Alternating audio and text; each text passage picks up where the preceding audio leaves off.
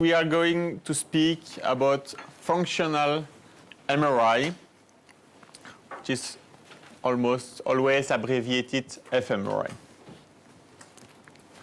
So we'll start from a very general slide which summarize, and then we will go into details. The purpose of fMRI is to find places which are activated, like for example to find language area in a neurosurgical patient. How you do this? You acquire sequentially EPI volumes, for example every 3 seconds. Why EPI? Because you need to acquire lots, so you need to be very fast, otherwise you will let your patient for hours in the scanner. And you alternate in the simplest version a functional task like, for example, guessing sentences, guessing words, with some kind of rest, and we will explain better define rest later. There is an effect that we will further detail, which is called the Bolt effect, which creates some kind of contrast which you can detect on your fMRI image after a proper analysis. So you see here the paradigms, on, off, on, off, on, off. For example, 100 acquisition every 3 seconds during 5 minutes.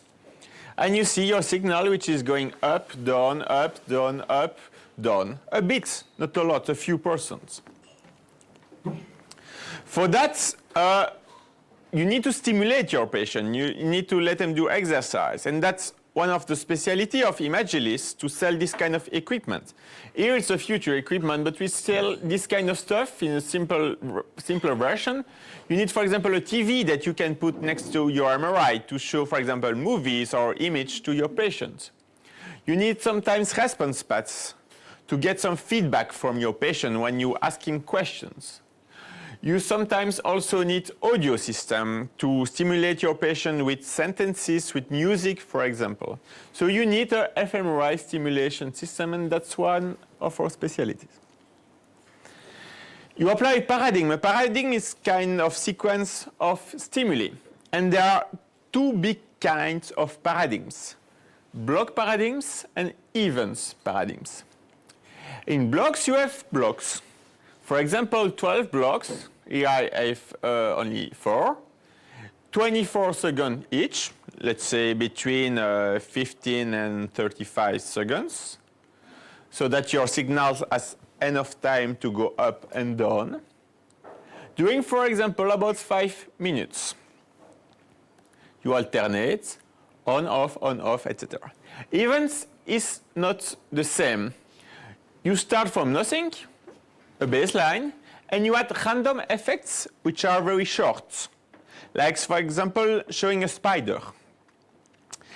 You want to see what zone is activated when your patient is afraid. It's a bit strange to use blocks because you want showing spider during 24 seconds and he will just get out of the scanner. You show him nothing and then you just show him a spider during 1 second. That's an event, and you see how the signal increase. You need to understand the principle of subtraction, and I have used an example of one of the language paradigms that Imagilis is selling. It's during the task, the active period, you need to guess words on the basis of sentences in English or in any other language. For example, a green vegetable. And during rests, we stimulate him, but with sentences which are not understandable. We make it reverse. It gets totally understandable. So during the active period, we activate 2 networks. The auditory networks because he's listening, and also the language network because he has to understand the sentences and get words. In the rest period, as we still stimulate him with these reverse sentences, we activate only auditory, not language, or very poorly, because he considers it as something totally ununderstandable. So language is not activated a lot. So when you make some kind of subtraction, and that's what happens in the fMRI analysis, you get auditory plus language minus auditory, it equals language. So you only get your language area. And I will show you this this paradigm, we can maybe hear my computer, I hope. During the test, think of the words It's an instruction, that correspond to the sentence that you will hear. so it think of the word that corresponds to the sentence that you will. Who brings the mail in the morning? The person who brings the mail in the morning, the postman. East. The opposite of east. South. I know it's not understandable, it's a like this. During the test, So that's an example of this paradigm, which gives language area. If you do it as is, as I showed you, you get only language area, and here you see, for example, Broca area. If in place of giving to the patient reverse sentences, not understandable sentences, you give nothing, you do total rest, then in your fMRI analysis, you would get language area plus auditory area, because you would not have this subtraction of auditory area. So you would get them. It depends. If you want to have both, you do a totally passive task. If you want to have just language, you do an active but not activating language rest period. So what are the paradigms that we sell for language? Several, because usually it's not sufficient to stimulate with just paradigm. You need at least two which stimulate the patient a bit a different way, especially in these patients who have disabilities. Sentence audio, we heard it. Sentence is visual, so the patient must read and he must answer. He must give yes or no if the word is correct or corresponding to the sentences or not. The advantage of this one is we get a feedback. We can check if the patient performed well or not. Categories, it's tell me sports, football, horse riding, tennis, etc. And then do nothing. Letters is tell me words with begin by C, etc. By S, etc. And then rest, nothing. Well, these are a bit more complex for patients with disability because it needs something active, whereas these just listen and guess a bit the word if they are not very well. Picture, yes, sometimes for children we ask them to describe picture, but it's also quite active and not the perfect for language. Motor, everybody knows finger tapping, but finger tapping is like this, but we can also do it with the feet, with the tongue, with any part. But well, for neurosurgical planning, usually we take the most useful. Auditory with music, for example, versus nothing, and visual picture versus nothing, for example. It's our software that we program Paradigm Magics based on some kind of timeline on which you add events like sounds or pictures. So now, what kind of sequence do we need to acquire? It's an fMRI sequence. It's a gradient echo, echoplanar imaging sequence. And I explained to you what it was, so I won't re-explain. Single shot, yes, that you make the whole case space in one shot, but well, not very important at this step. It's T2 star weighted and it gives not perfect images. You see artifacts here, for example, and we will talk later about this kind of specific artifact. But simply, you cannot afford to scan longer because you have to scan the same 100 times, so 3 seconds is okay. Typical parameters at 1.5 and can be adapted just a little bit at 3 Tesla, about 34 slides, 3 millimeter, TR 3 seconds, T50, flip angle 90, 64 times 64 matrix. At 3 Tesla you can go a bit higher with this 4 millimeter in plane resolution. Your 5 encoding direction antero-posterior, it's quite sometimes important because it tells you where some kind of artifacts will go.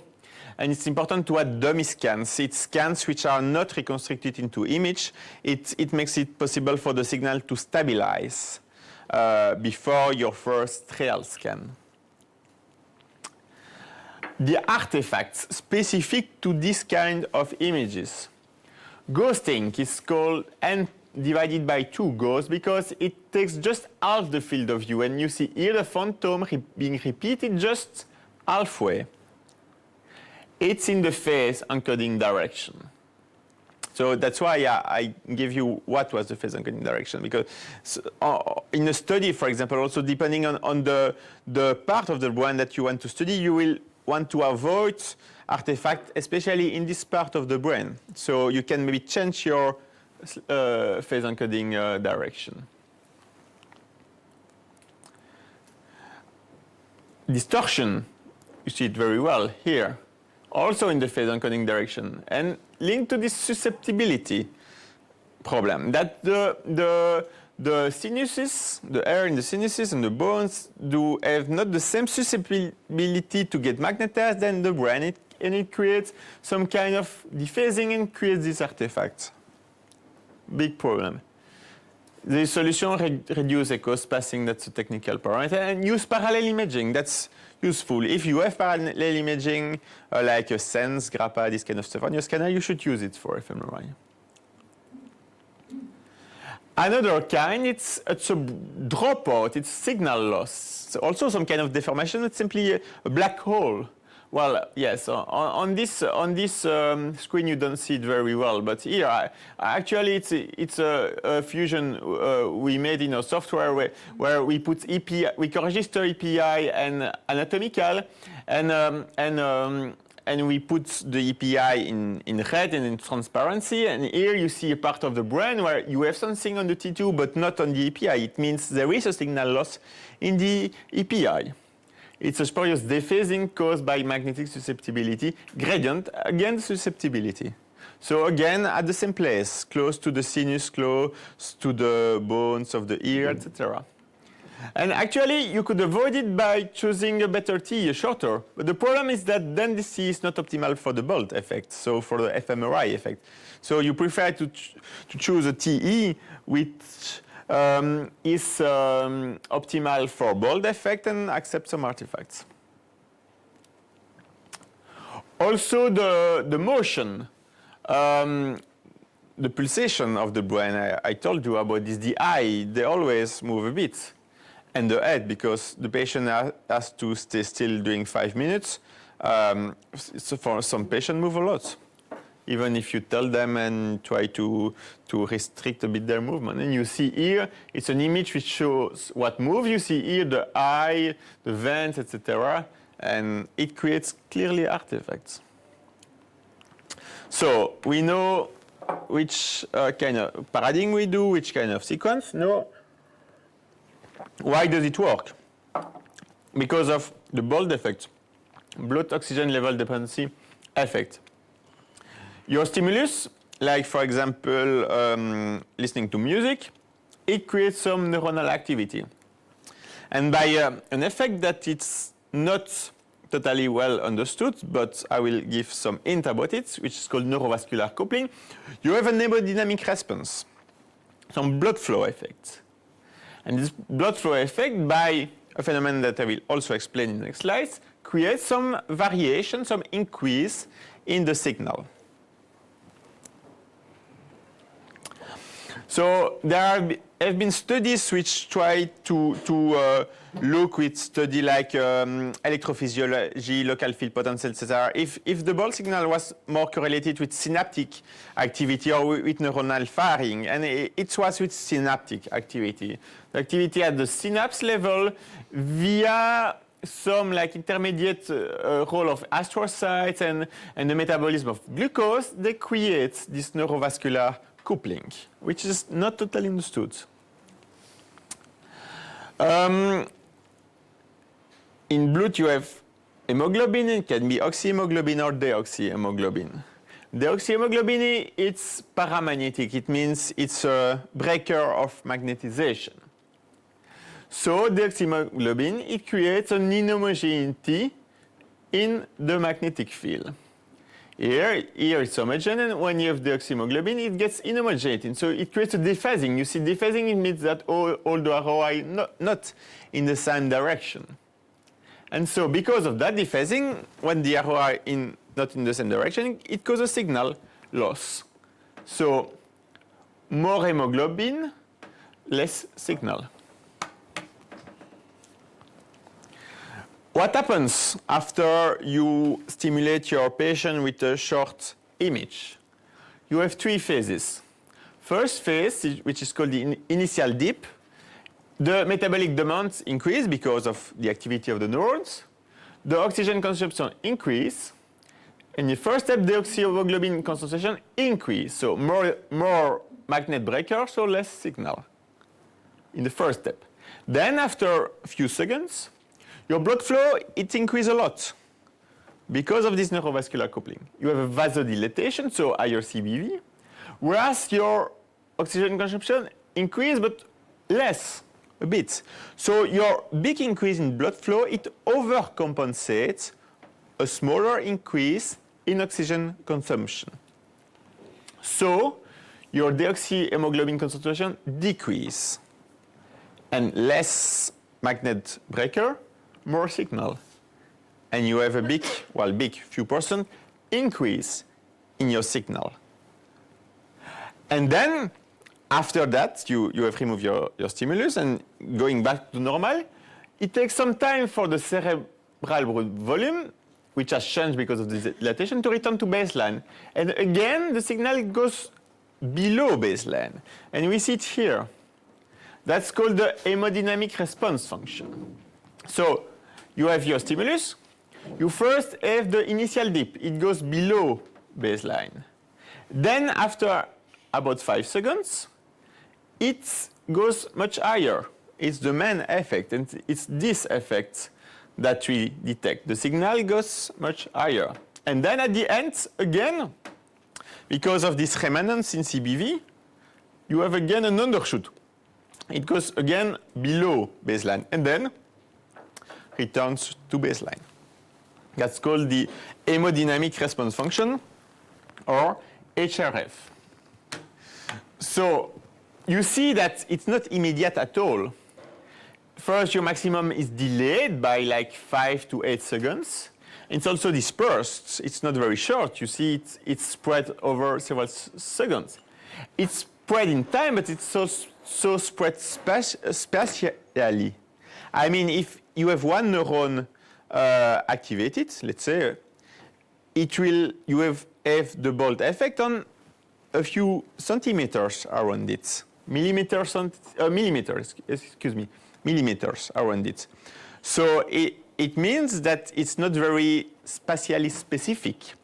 It creates blobs which are a bit larger because you have this Bolt effect in a space which is a bit larger around the neuron. So, well, it shows you that it's not perfect technique.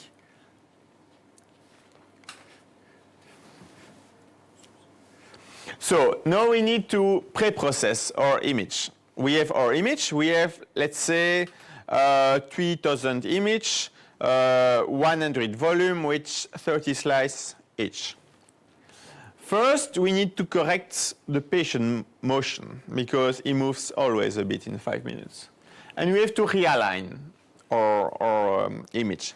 And we get, after it's called some kind of realignment or registration algorithm, we get graphs which shows us how much our patient moved.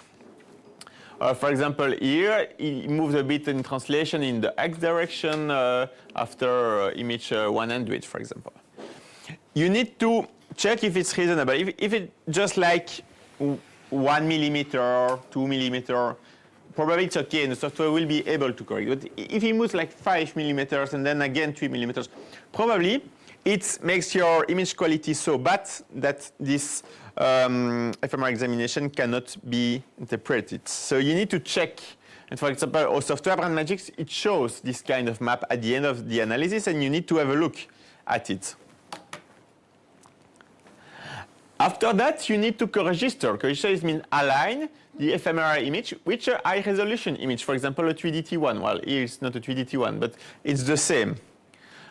We simply make it match so that the blobs after, we can put it not on this image, which is not interesting anatomically, but on this image.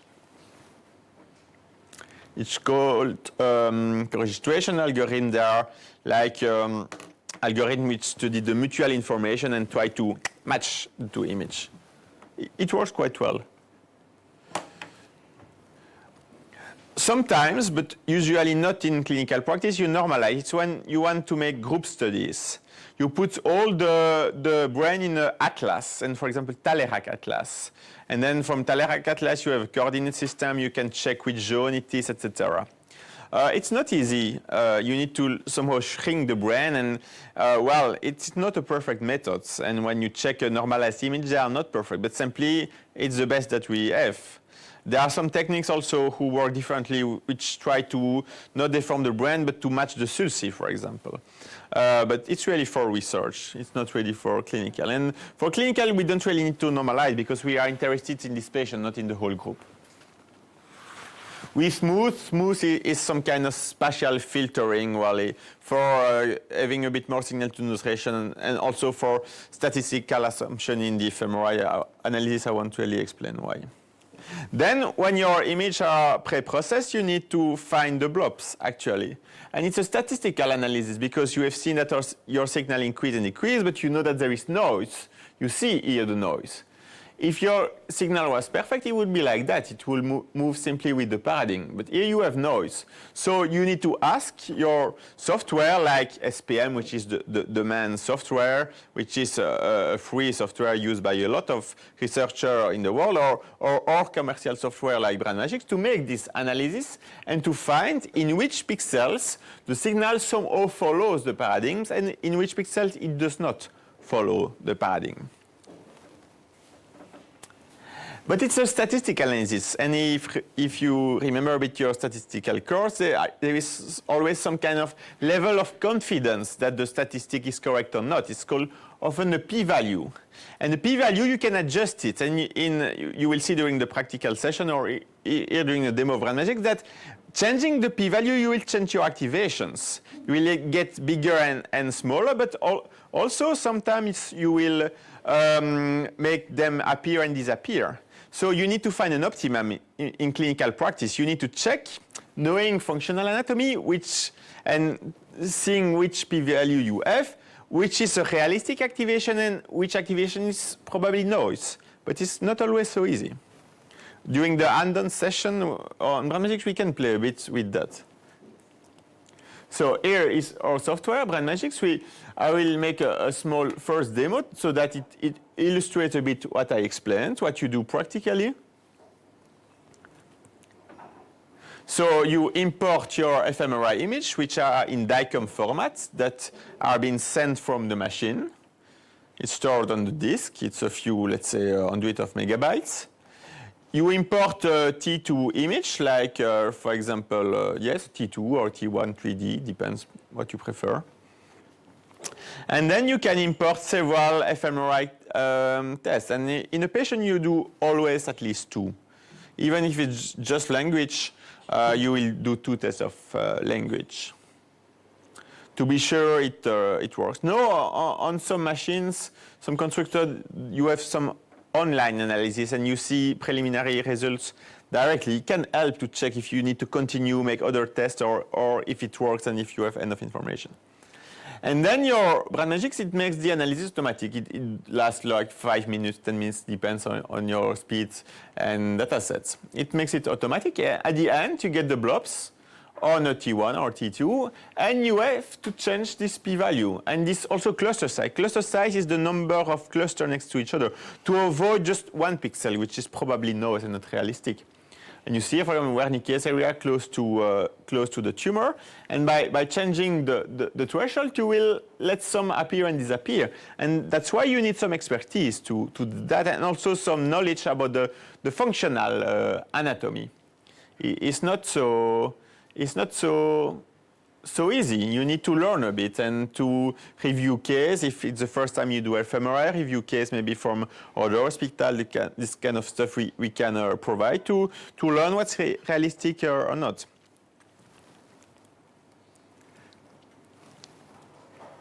So the main clinical application of functional MRI is pre-surgical mapping of eloquent area, of the most important one, usually language and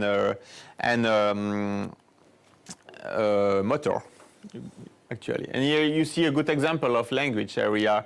It's like perfect examination. Broca's area more active in the production of speech, the motor aspect of speech, Wernicke's area in temporal lobe, more in the receptive aspect of speech, understanding. You have dorsolateral prefrontal cortex, always activated in fMRI language, although not really specific to language, but to attention, to working memory, etc. SMA, supplementary motor area, linked with the fact that even if you don't speak, you think, or you would move your mouth, and it's almost always activated. So it's a bit like a perfect language mapping. And here, for the motor mapping of ear right finger tapping, it's also easy to check if it works. You have the precentral sulcus. So yeah, you would say, but then if you know it's in precentral sulcus, all radiologists can recognize it. Why doing motor fMRI? Because you will see in Dr. Katsaros' case that if there is a big tumor here, you don't really know where is the fMRI activation. It can be displaced. And for language, you see it's in Broca and Wernicke, etc. But in some, for example, left-handed patient, it can be on the right side. So sometimes you need more information than just your anatomical knowledge. Memory, we have a lot of clients who are asking us to do that. Well, we can provide them with paradigms, but the problem is how reliable are these paradigms. Usually they want to use it for medial temporal epilepsy surgery. They want to localize the dominant hemisphere for amygdalo-hypocampectomy in epileptic patients. But the problem is that the results you get depends a lot on the type of materials, verbal, visuospatial objects, faces, encoding of memory, retrieval of memory, which kind of retrieval, etc. That, well, of course we can do memory task in the fMRI, but there is no absolute consensus if it's really show you that nothing will happen if you remove the right hippocampus, for example. Vegetative, and you know probably the work of our colleagues at Comaseng Group, Professor Lores, and I won't explain that because we have a whole talk about this with Dr. Di Peri this afternoon, so I won't explain that for the moment. Clinical versus research. What is different in research fMRI compared with clinical fMRI? First, the paradigms are much more complex than just finger tapping. You do a lot of stuff. You can study the zone of flow, the zone of that you activate when you are afraid. You can study everything. If you look at journals like Neuroimage, you will see that everything is studied. And in the last talk of today, we will see like funny applications like neuromarketing, lie detector, and stuff like that. So even outside medicine. Several conditions. You don't just do rest and active. You do rest and active 1, active 2, active 3, usually. Several runs, you do it during 5 minutes, mixing the 3 condition and the rest, and you do another one, the same, another one, to have more average. Feedback is, in research, it's quite important to get feedback with response pads, because otherwise you are really not sure your patient has performed the task you are asking him. Normalization, because you need to put your brain in an atlas to put the group together, because it's a group analysis, and to localize your activation in some kind of Talerac atlas, and to localize that it's this area or this Brodmann area, for example. Thank you for your attention.